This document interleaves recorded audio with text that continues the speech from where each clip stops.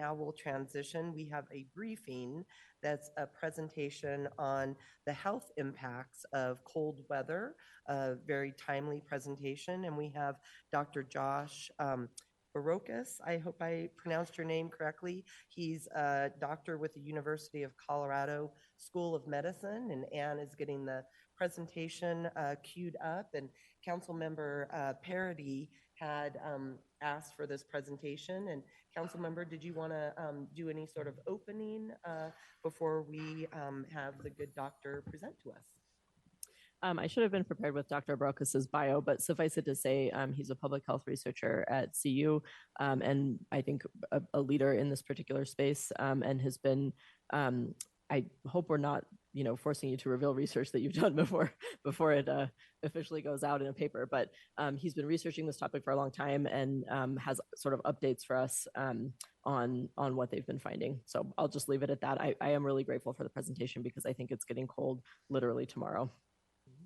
Great. Thank you so much, Councilwoman, and appreciate you making this suggestion. And so we'll go ahead and turn it over to you, sir. Thank you for the time, and thank you. My name, as was mentioned, is Josh Barocas. I'm a general internal medicine doctor and infectious disease doctor. I focus primarily on vulnerabilized populations, specifically people experiencing homelessness, people leaving the carceral system, and those with substance use disorders. So this comes as no surprise to anyone in this room that we are at an all-time high here in Denver for the number of people experiencing homelessness. Last year's point in time, which we assume is an underestimate, is that there are at least 5,000 people experiencing homelessness on a given night, with at least 1,000 people who are unsheltered. Putting this in context of Denver, the average temperature during last winter, the winter months, I should say, was 32.9 degrees Fahrenheit. And I'll get back to this in a moment. And when the temperature is that low, people experiencing homelessness who are either sheltered or unsheltered are at high risk for hypothermia and frostbite, higher risk than people who are housed. Because I'm a physician, I'm going to do a little bit of teaching for a moment. Hypothermia, just to put on the record, is just simply an abnormally low body temperature. You can see that there are different stages of hypothermia that range from a body temperature just at about 95 degrees to a body temperature that is effectively incompatible with life. This occurs, what happens is your brain and your heart begin to slow, and it occurs in extended exposure to cold temperatures. And I'll just note that that's typically around or slightly above 40 degrees Fahrenheit. When people are in damp or wet conditions, this can happen faster. Frostbite, conversely, is the freezing of a body part. It typically occurs at temperatures below 5 degrees Fahrenheit, higher temperatures again when wet. Wind chill increases risk, and frostbite can lead to often hospital admission, burn unit treatment, and amputation. You can see that there are 4 levels of frostbite as well. We in the medical field like to put things in big categories.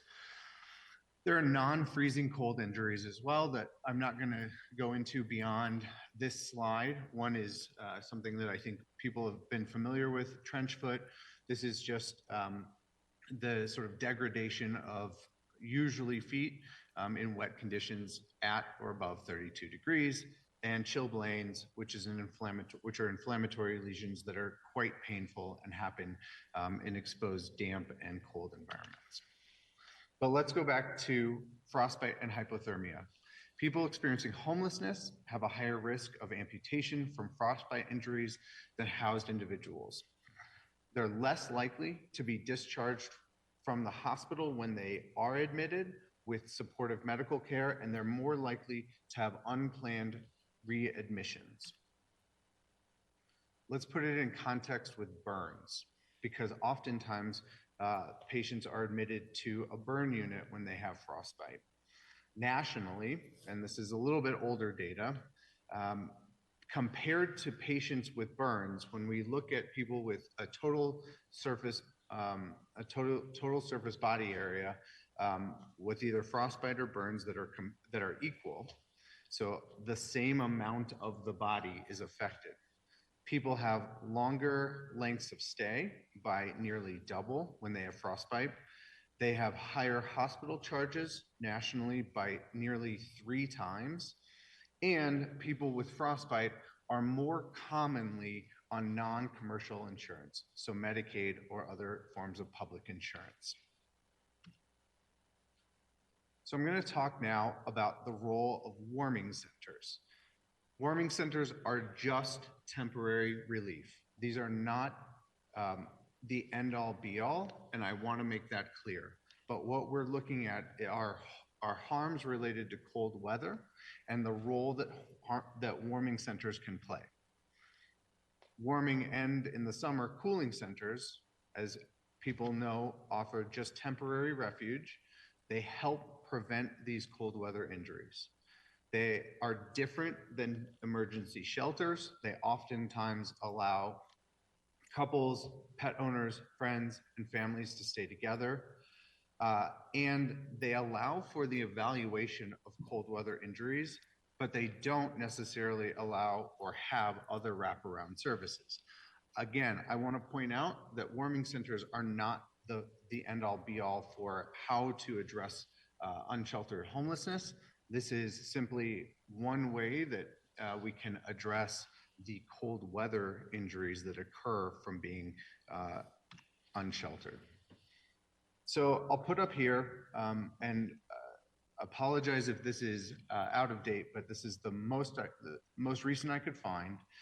Denver's interim thresholds for cold weather sheltering that began last winter, again, when the average temperature was 32.9 degrees, is that cold weather sheltering or cold weather centers are opened when A, the capacity is exceeded in the existing shelter system and one of the following criteria is met: overnight low temperatures of 20 degrees or below, 20 degrees Fahrenheit, wind chill advisory watch or warning, or 2 inches of snow or more in the forecast. 2 points on this slide. One, there is no scientifically valid evidence that I have found supporting these temperature thresholds. 2, I will point out that on previous slides, I pointed to 40 degrees Fahrenheit and 32 degrees Fahrenheit when injuries occur. Tomorrow, we are forecasted to be somewhere between 19 and 22 degrees Fahrenheit. So if we hit 22 degrees, then we won't necessarily open shelter systems, and it's unclear if that'll actually open at 19 either. So what does the evidence say? There is very scant evidence in this, and it oftentimes comes from, as you could imagine, cold weather places. So one study in Poland of 615 people experiencing homelessness from 2010 to 2016 looked at ambient temperatures with a moderate cold threshold of 32 degrees Fahrenheit or 0 degrees Celsius, very cold and extremely cold. Over this 6-year period, 176 people died. Most of those deaths occurred in conditions of cold stress. 40% of them occurred during moderate cold stress, so at between 32 degrees or 0 degrees Celsius and negative 10 degrees Celsius. 9% occurred in strong cold stress conditions. Ultimately, the risk of death during moderate cold stress was 84% higher than in what we would call thermoneutral conditions, so when the temperatures exceeded 32 degrees Fahrenheit. There is another study from Canada showing the association between the meteorological conditions and hypothermia risk among the same population. During this period of time, they observed 79 injuries and 18 deaths, and the odds of experiencing a hypothermic event increased 1.6-fold with every 5 degrees Celsius decrease in the daily minimum temperature. What you'll see here is that 72%, of the injuries and deaths occurred during times of low and moderate cold stress, not when it's below necessarily the 5 to 20 degree temperature range.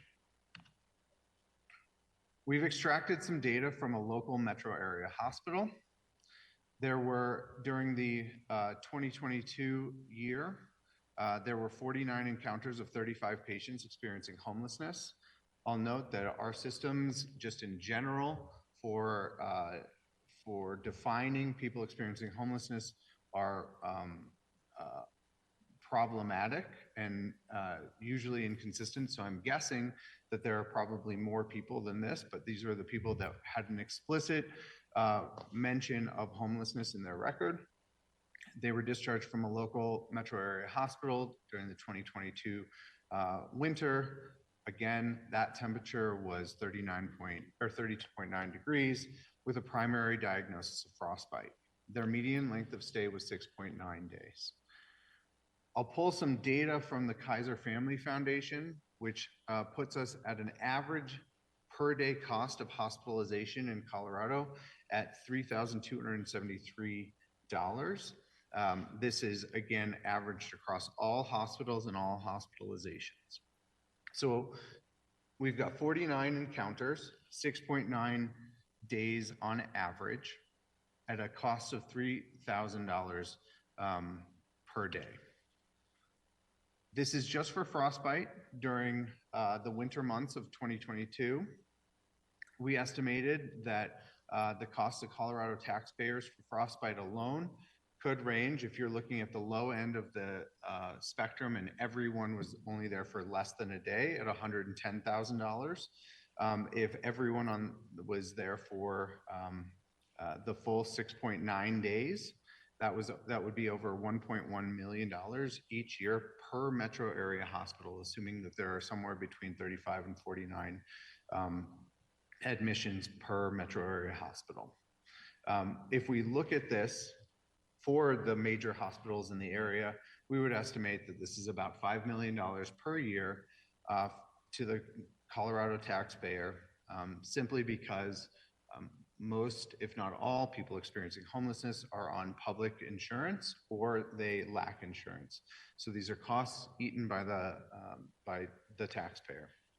And this does not include hypothermia or other cold weather injuries. So I'll put up here what $5 million can get us. Taxpayers have already spent, are putting up $5 million for preventable hospitalizations from a single condition. If we assume that a warming center costs about $50,000 a day, that puts us at $4.5 million for the entirety of the winter season. These dollars are already being spent on care.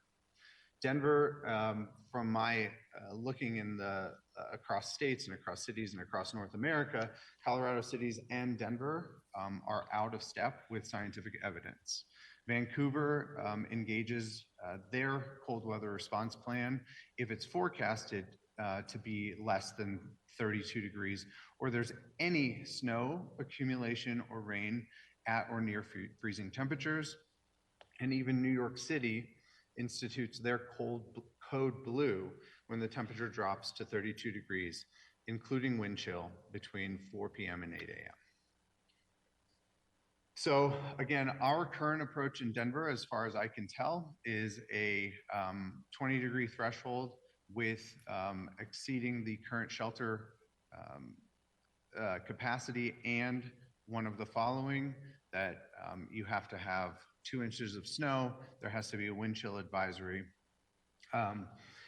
or the temperature has to be below 20 degrees.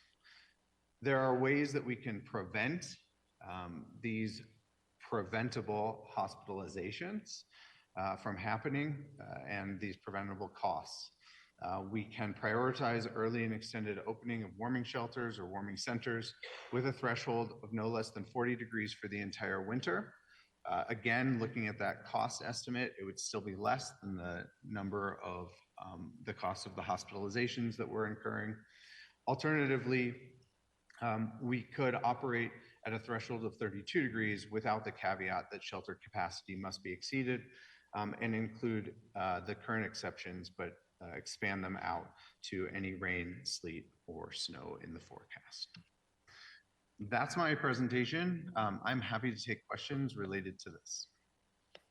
Well, thank you so much for the presentation. And we have Councilmember Parity in the queue. Thank you so much, Doctor. I really appreciate it. I want to ask some questions about what we colloquially refer to as sweeps. So essentially removing someone's shelter if they're outdoors and sheltering in a tent or something like that, and requiring them to move somewhere else and go out in the cold from their tent in these kind of temperatures. I don't know if you have any kind of data on that, or the ability to opine about the impacts of even if people are already outdoors in the cold, moving them from kind of their little enclosed spaces that they shelter in overnight. Thank you for the question. I can opine the data are scant. What we do know is when people are involuntarily displaced without a place to go, they oftentimes are required or have to give up any amount of non-essential goods that they have. This oftentimes includes medications, which can exacerbate chronic conditions if you're not taking your medication. Anything from buprenorphine, which treats opioid use disorder, to antihypertensive drugs. We know that moving people, depending on how it occurs, people are less likely to take with them things like sleeping bags, clothing, etc. Oftentimes, this is what's left behind and trashed. And then, of course, it disrupts any amount of stability that someone might have even in that situation. And so, of course, that goes outside the cold weather issues that we're talking about today.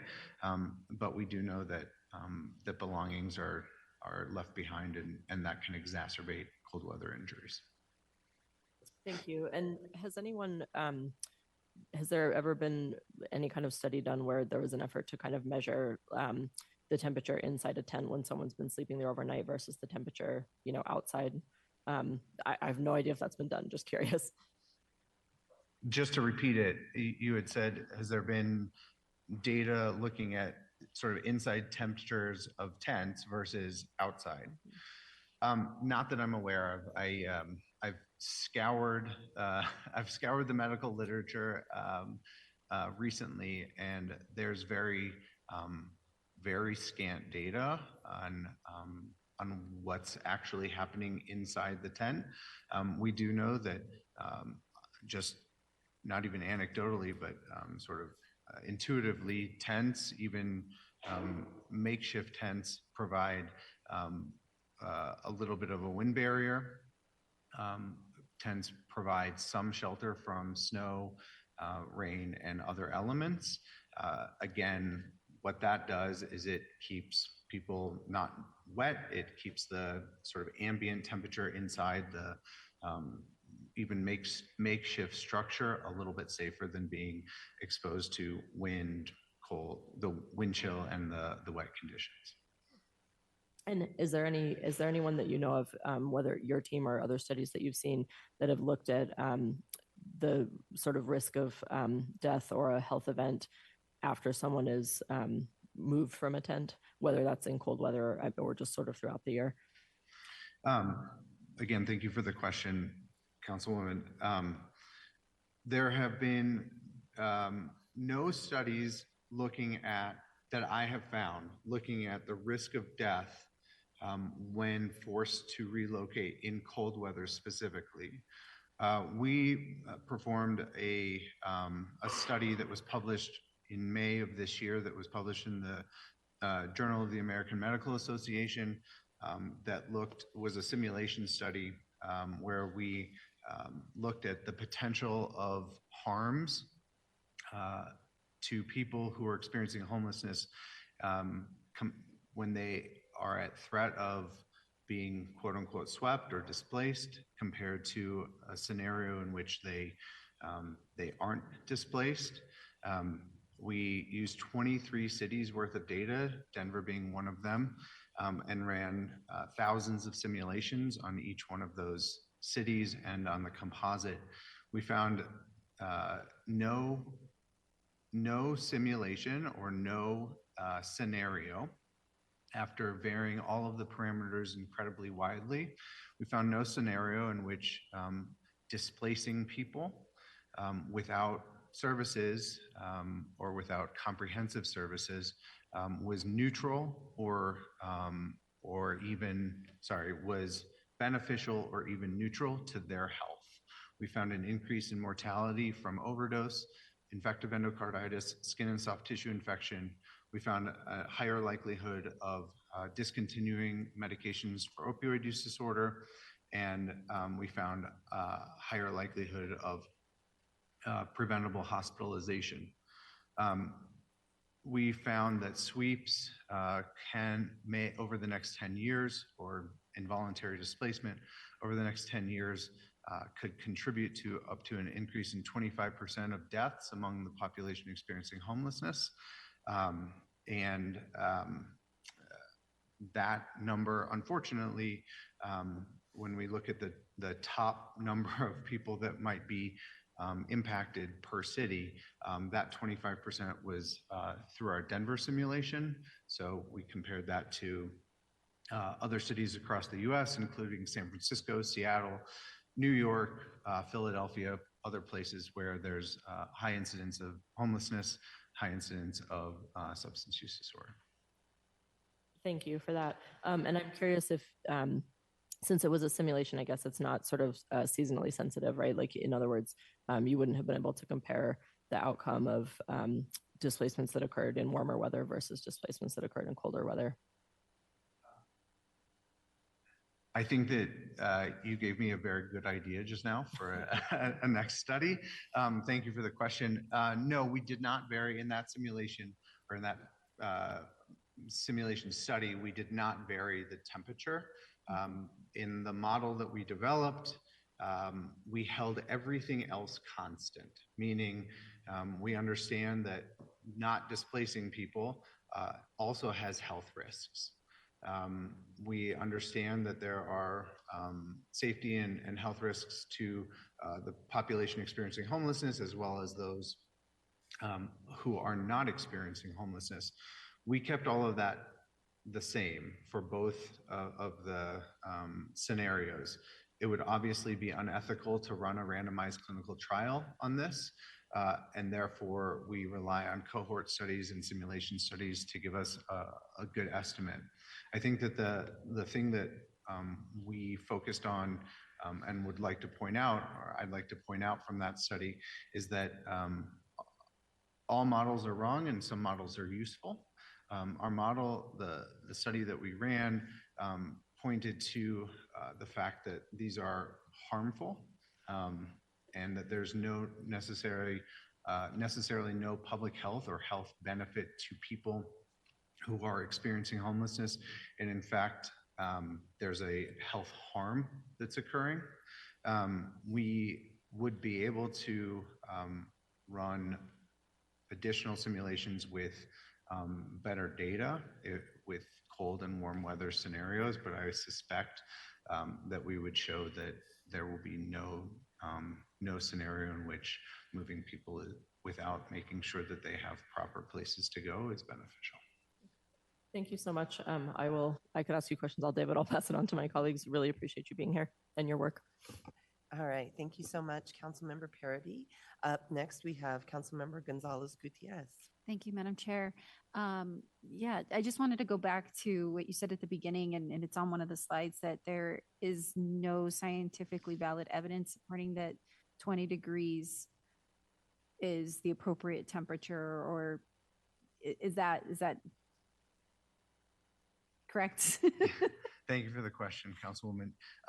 As far as I can tell, Mhm. if we are looking at cold weather injury alone, with frostbite occurring at 5 degrees or sometimes warmer, definitely colder, with hypothermia occurring at 40, can occur at 40 degrees, especially in a wet winter climate, which we live in. I know that we don't live in a wet climate, but the threshold of 20 degrees, I have found no scientifically valid evidence for that threshold. Thank you. I'm curious also because, right now we're, a lot of the folks that are coming here from other countries and finding themselves living on the streets, and these are families with children. Do you have any, did any of your study encompass the effects on children and infants? And is there a difference? I know they're not just tiny adults, right? Like children and infants are different than adults. So I don't know if there's anything supporting that. Thank you for the question, Councilwoman. Again, scant to no data on pediatric populations, and I'll point out that I'm not a pediatrician, so it's a little bit outside my expertise. That said, two things to keep in mind. One is that people who have been chronically experiencing homelessness oftentimes have comorbidities or other health conditions that put them at higher risk for morbidity and mortality. One study that came out a number of years ago, but has been corroborated a number of times, showed that the average life expectancy of a person experiencing chronic homelessness is 20 to 25 years less than a person who has not experienced chronic homelessness. That puts them at a life expectancy from 1900, US life expectancy from the year 1900. For people who are arriving from other countries, especially warm weather countries, as is happening now with children, there's been no acclimation.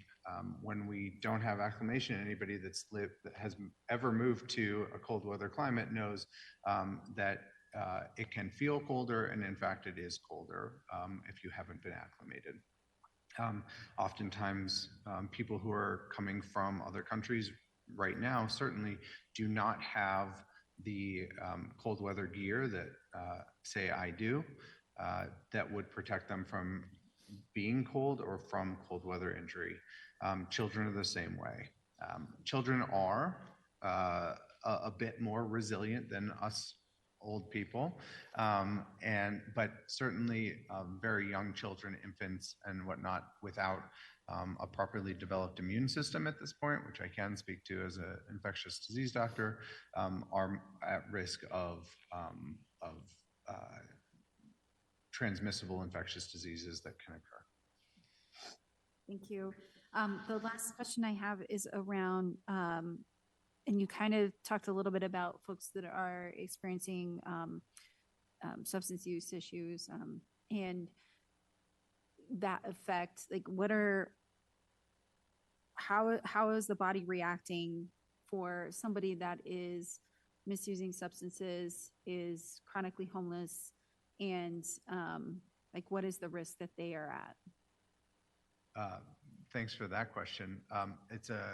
I left much of that out of this presentation for mostly one reason, and that is I think that too often we conflate substance use disorders and homelessness as co-occurring. There's certainly an overlap, but not everyone with a substance use disorder is experiencing homelessness, and not every person that's experiencing homelessness has a substance use disorder. That said, chronic substance use, be it alcohol, opioids, or other illicit drugs such as stimulants, changes our immune system and our immune function. It puts us at higher risk for communicable diseases And certainly there have been studies, especially with cocaine, methamphetamine, which are what are called vasoconstrictors, where our blood vessels get smaller, not bigger. That restricts blood flow. And so if you're restricting blood flow, then what's happening is we're not getting warm, oxygenated blood to the core of our body or to our appendages.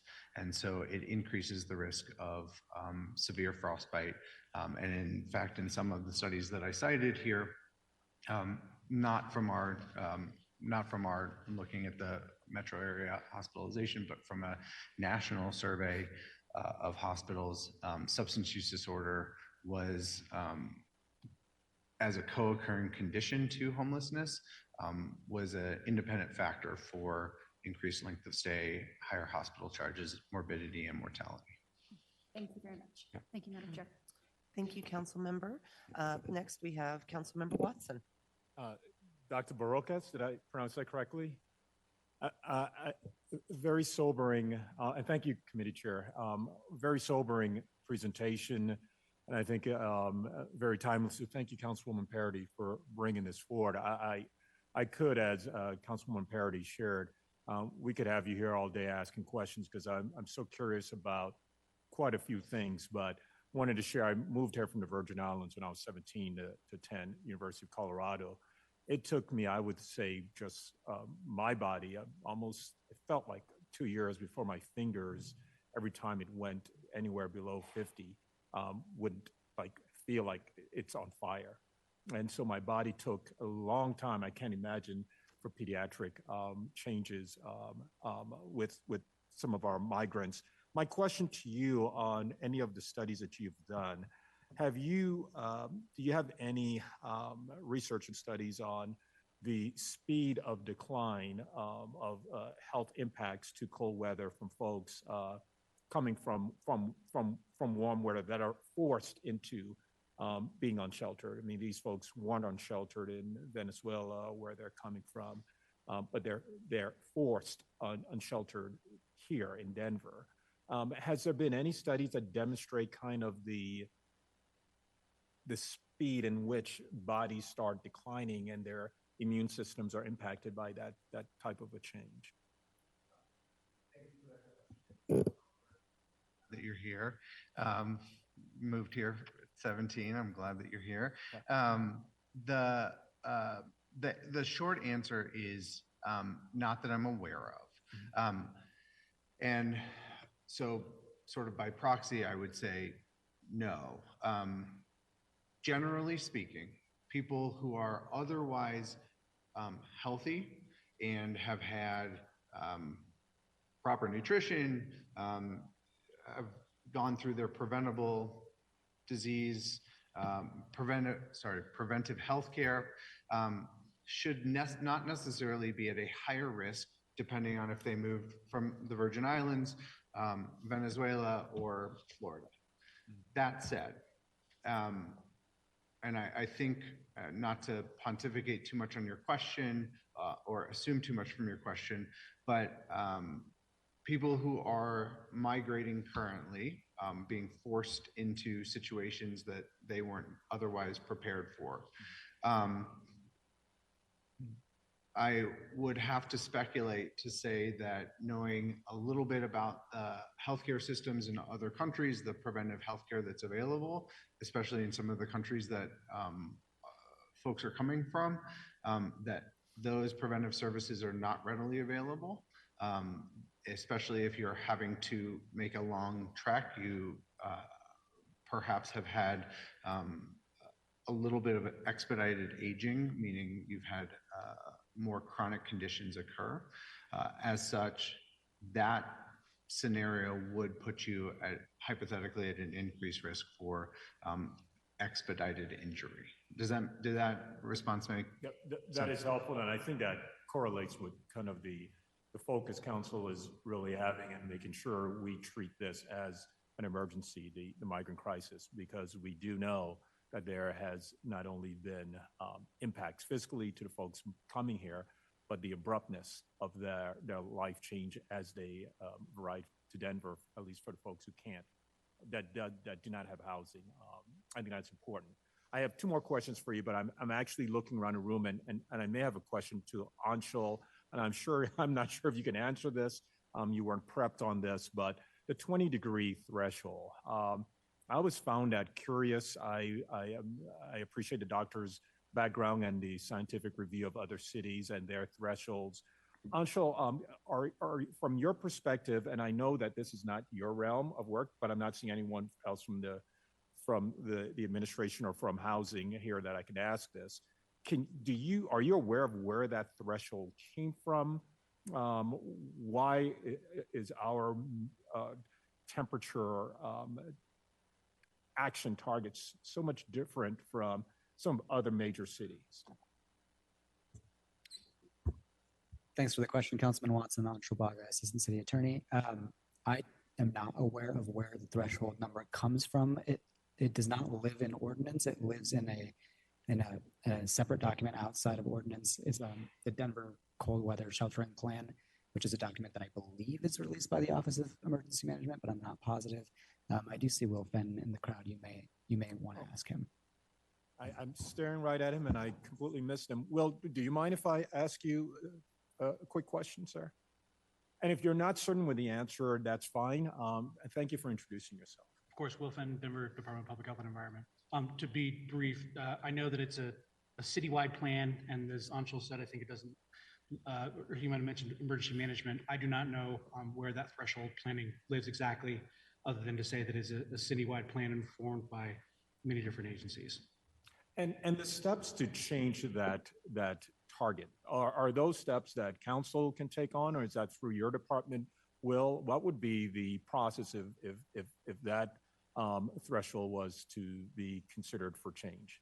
I'd be purely speculating, but I like when you speculate. I assume that it could live in ordinance, or that it could continue to live in policy as it does. Okay, I appreciate it, Will Fenton, and thank you, Anshul. I know this was on the spot, but I thought I would ask it. One final question, Dr. Barocas. I know that we had a brief discussion on sweeps and the moving of individuals experiencing homelessness and displacement from tents. Would you say from your studies that encampments and folks residing in encampments, what would you say would be the comparative health impacts of folks living in encampments or folks living in shelter? Or is there a difference within the studies as far as impacts frostbite, other health maladies from your research? Thank you for that question. And when I say encampments, let me describe what I'm saying. I mean living in tents outdoors. Yeah.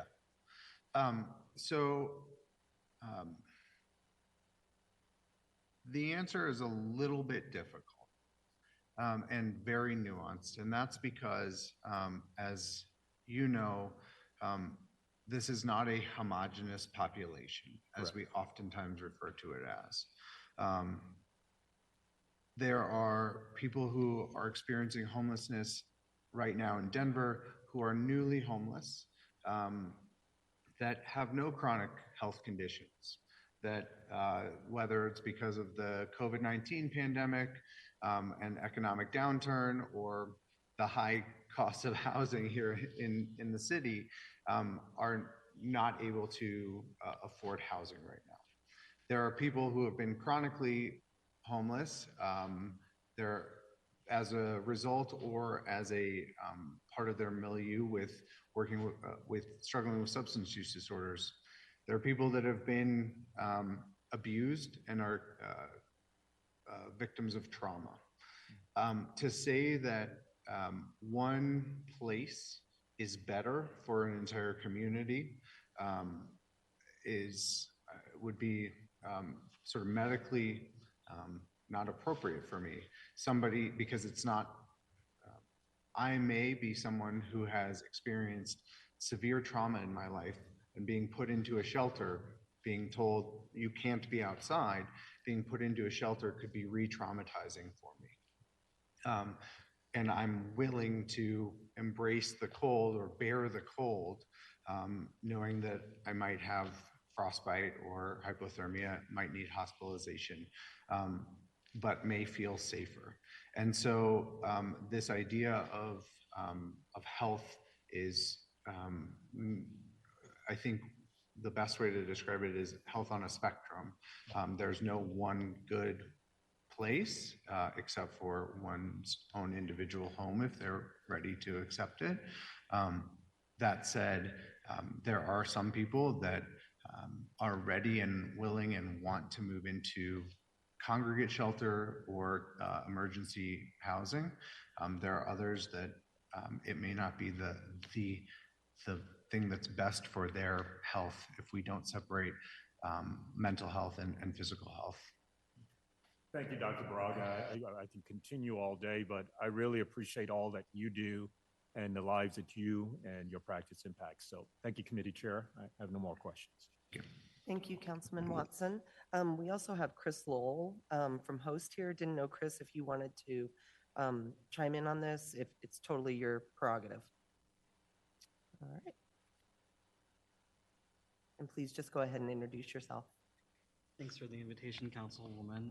Chris Lowell, Department of Housing Stability. I don't have a lot to add to what Will said. I would just point you guys to your email, I believe yesterday. The cold weather policy has been activated for this weekend, so there's details that are in your email, and if you could help share that with constituents, that's pretty much my only request at this moment. So thank you so much. Great. Thank you so much, Chris. Appreciate that. And I don't have anybody else in the queue, and so I have a couple of questions. Dr. Barocas, appreciate the presentation. Something that I guess I didn't hear you talk about and wanted to give you an opportunity to address, that if someone in the past has suffered frostbite or hypothermia, does that carry with it long-term health issues for them? Thank you for that question. So I'm going to go back to answer that. We'll go to the frostbite slide. So as you can see, there's essentially four layers or four different classifications of frostbite, or really three because one's just feeling cold. If we go to that deep frostbite part, number 4 over there, that affects all 3 layers of our skin, the epidermis, the dermis, and the subcutaneous tissue. The dark color here is meant to represent death of skin layers. We have, and I'll put out there, I'm not a trauma surgeon, and I'm not a burn specialist. I do know that there are differing approaches to dealing with frostbite, some with limb salvation, meaning we don't have to cut things off. And in those patients that do receive proper and prompt recognition, there can be total regain of function.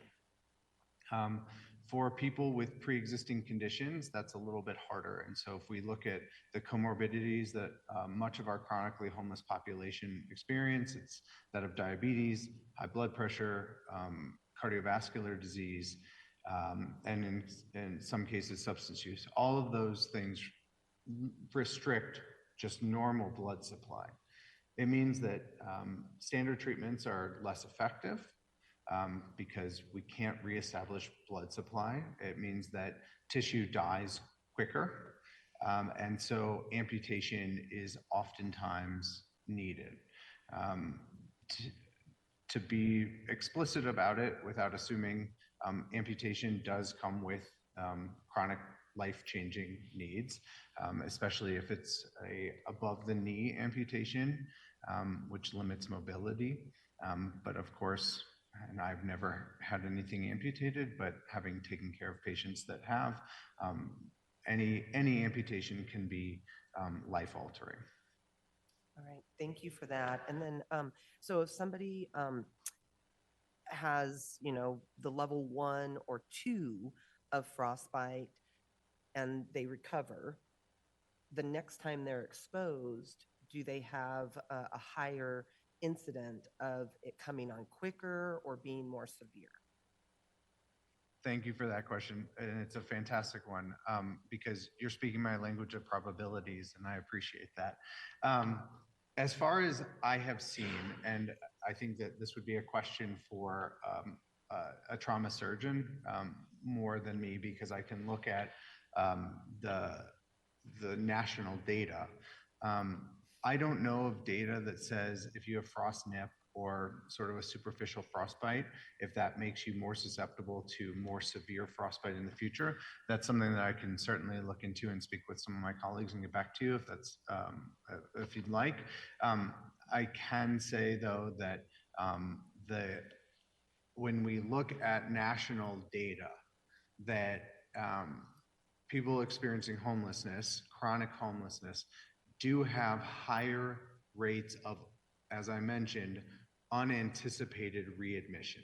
So we will oftentimes readmit patients to a hospital after a surgery for routine tests, or redos of a surgery, closing a surgery, etc. Those are planned. Our population that we're talking about today are more likely to have an unplanned readmission, and part of that is because there's oftentimes inadequate follow-up that they receive. All right. Thank you so much for clarifying that and speaking a little bit more on it. I appreciate that, and appreciate the presentation this morning and the very thoughtful way that you've addressed it. And I currently, we don't have anybody else in the queue for questions. And so once again, want to thank you for your time this morning and want to see if you have any closing thoughts. Thank you for the opportunity. Thank you for the invitation, Councilwoman. I have no other concluding thoughts, though. I will just put on the council's radar that, which I mentioned earlier today, is that tomorrow's temperature is set to be somewhere between 19 and 22. If we are reconsidering a scientifically valid approach to warming shelters, now would be a time to do that. We appreciate that very much. And I know that there's folks from the administration also listening to that. And then we also have representatives from our Denver Department of Public Health and Environment. Thank you, Will, for speaking. And then also Chris Lowell from our host office. And so you've got a captive audience here listening to your recommendations. And with no other questions in the queue, we thank you. And then I'm going to go ahead and turn it over to Council President Torres for some final remarks. Thank you. Thank you so much. And before I get to those, I did want to mention Councilwoman Parity will be bringing a proposed bill, kind of a preview to budget and policy on Monday, the 27th. So folks can kind of see what at a policy level is being contemplated and look forward to questions there. So thank you so much, Councilwoman.